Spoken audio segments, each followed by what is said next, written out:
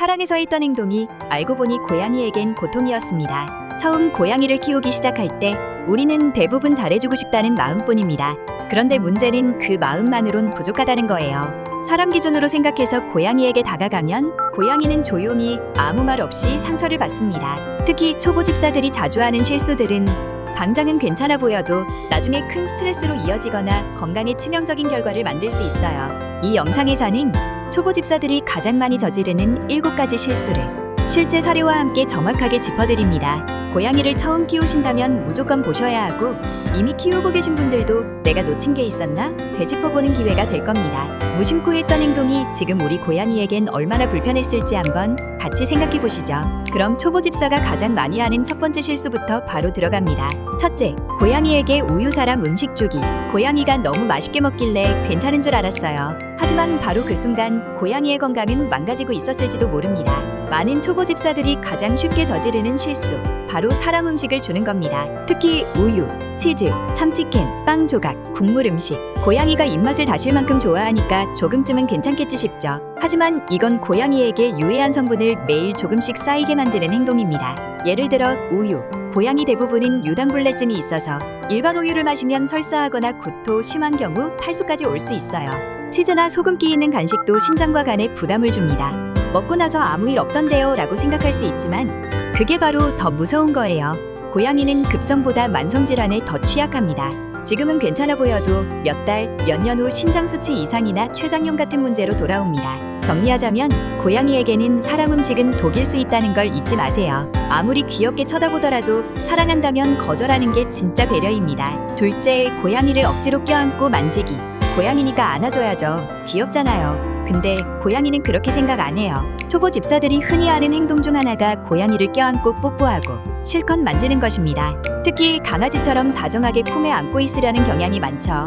하지만 고양이에게 이건 애정이 아니라 억압입니다. 고양이는 자유를 중시하는 동물입니다. 신체 접촉도 본인이 원할 때 원하는 만큼만 받아들이죠.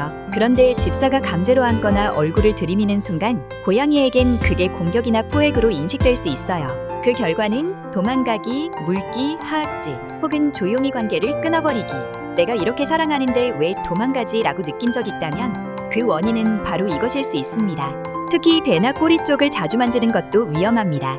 고양이에게는 민감한 부위이고 신뢰가 깊지 않으면 강한 거부감을 느껴요. 고양이와의 스킨십은 고양이에게 선택권을 주는 것이 핵심입니다. 고양이가 먼저 다가올 때 잠깐 손등만 내밀어주고 반응을 살피는 것부터 시작하세요. 애정은 억지가 아닙니다. 진짜 사랑은 고양이의 방식에 맞춰주는 것입니다. 셋째, 화장실 위치와 개수 무시하기. 한 집에 고양이 한 마리인데 화장실 하나면 충분하지 않나요? 초보 집사들이 가장 많이 간과하는 부분이 바로 화장실의 위치와 개수입니다. 겉으로는 아무 문제 없어 보여도 고양이의 스트레스는 이곳에서 가장 많이 쌓입니다. 고양이는 청결하고 예민한 동물입니다. 화장실이 더럽거나 자주 다니는 길목에 있거나 시끄럽고 어두운 곳에 위치해 있다면 그 자체로 싫은 공간이 됩니다. 결과는 소변 실수, 배변 참기, 방광염, 요로결석까지 연결될 수 있어요. 특히 다묘 가정이라면 꼭 기억해야 할 공식이 있습니다. 고양이 수 플러스 1개의 화장실이 기본입니다. 2마리면 3개, 3마리면 4개. 이건 선택이 아니라 필수입니다. 또한 화장실은 사람이 자주 지나지 않는 조용한 곳, 먹는 곳과는 멀리 떨어진 위치. 고양이가 쉽게 접근할 수 있는 공간에 놓아야 고양이가 심리적으로 안정을 느낍니다. 모래도 고양이마다 취향이 다르니 시도해보면서 가장 잘 사용하는 걸 선택해야 해요. 우리 고양이는 화장실 아무데나 괜찮아 보여요 라고 생각했다면 그건 참고 있는 걸지도 모릅니다. 화장실은 선택이 아니라 권리입니다. 고양이가 편하게 쉴 수 있는 그 공간부터 진짜 집사의 시작입니다. 넷째, 충분히 놀아주지 않기. 고양이는 혼자 잘 노니까 괜찮은 줄 알았어요. 하지만 혼자 있는 시간이 길어질수록 고양이의 마음도 서서히 다칩니다. 많은 초보 집사들이 고양이는 강아지보다 손이 덜 간다, 혼자도 잘 지낸다는 말에 소가 놀이 시간을 최소화하거나 아예 생략합니다. 하지만 이건 고양이 입장에서 보면 하루하루 쌓이는 스트레스입니다. 고양이는 야생에서 사냥, 그리고 추적, 그리고 공격이라는 본능적 루틴을 반복하며 살았던 동물입니다. 실내에서 살게 되면서 사냥 대상이 사라진 대신 그 본능은 여전히 살아 있습니다. 그걸 놀이로 해소해줘야 스트레스도 풀리고 우울감이나 공격성도 줄어드는 거예요. 하루 최소 10에서 15분 낚싯대 장난감으로 움직이는 사냥감을 연기해주세요. 쫓고 숨어서 기다리고 마지막에 사냥에 성공하는 흐름을 따라야 고양이의 본능이 충족됩니다. 특히 심심함을 방치하면 가구 긁기, 갑작스러운 폭주, 야간 활동 증가 등의 문제 행동으로 이어질 수 있어요. 놀이는 선택이 아닙니다. 놀이가 바로 고양이의 정신건강입니다. 사랑은 말보다 고양이와 함께 움직이는 시간으로 표현해주세요. 5째, 훈육 시 소리 지르기, 체벌하기. 안 된다고 몇 번을 말해도 자꾸 그래요. 그래서 결국 소리 질렀습니다. 하지만 그 순간 고양이는 훈육을 이해한 게 아니라 사람이 무서워졌다고 느낍니다. 초보 집사들이 가장 흔하게 하는 큰 실수 중 하나가 고양이에게 사람 방식으로 훈육하려는 것입니다. 특히 실수했을 때 소리를 지르거나 손으로 툭 때리거나 물병으로 뿌리는 행위, 이런 행동은 절대 효과적이지 않습니다. 왜냐하면 고양이는 내가 잘못했으니 혼나는 거야 라는 식의 인과관계를 이해하지 못합니다. 대신 기억하는 건 단 하나, 저 사람이 갑자기 나에게 위협을 가했다. 이 경험은 신뢰를 무너뜨리고 고양이는 점점 집사를 피하게 됩니다. 그렇다고 문제 행동을 그냥 놔두라는 뜻은 아닙니다. 고양이는 훈육이 아니라 환경 조정이 필요합니다. 예를 들어 가구를 긁으면 긁을 수 있는 스크래처를 배치하고 위험한 장소에 올라가면 갈 수 없도록 차단하거나 문제 행동이 나올 환경을 미리 없애주는 방식이 훨씬 더 효과적이고 고양이와의 관계도 지킬 수 있는 방법입니다. 고양이는 사랑으로 키우는 존재이지 통제로 길들이는 존재가 아닙니다. 훈육이 아니라 이해가 먼저입니다. 6째, 중성화 수술 미루기 또는 방치하기. 아직 너무 어려서 좀 더 기다리려고요. 괜히 수술했다가 건강에 문제 생길까봐요. 많은 초보 집사들이 중성화 수술을 미루거나 아예 하지 않는 것을 더 나은 선택이라고 생각합니다.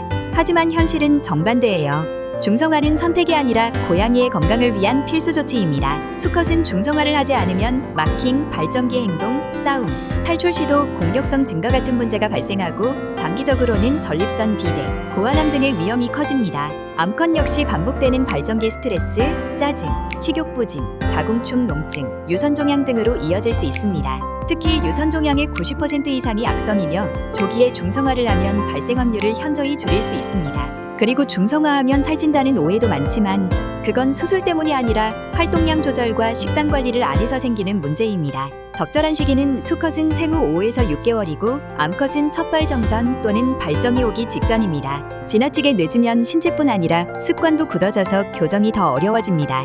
사랑한다면 더 늦기 전에 결정해주세요. 중성화는 불편한 선택이 아니라 지켜주는 선택입니다.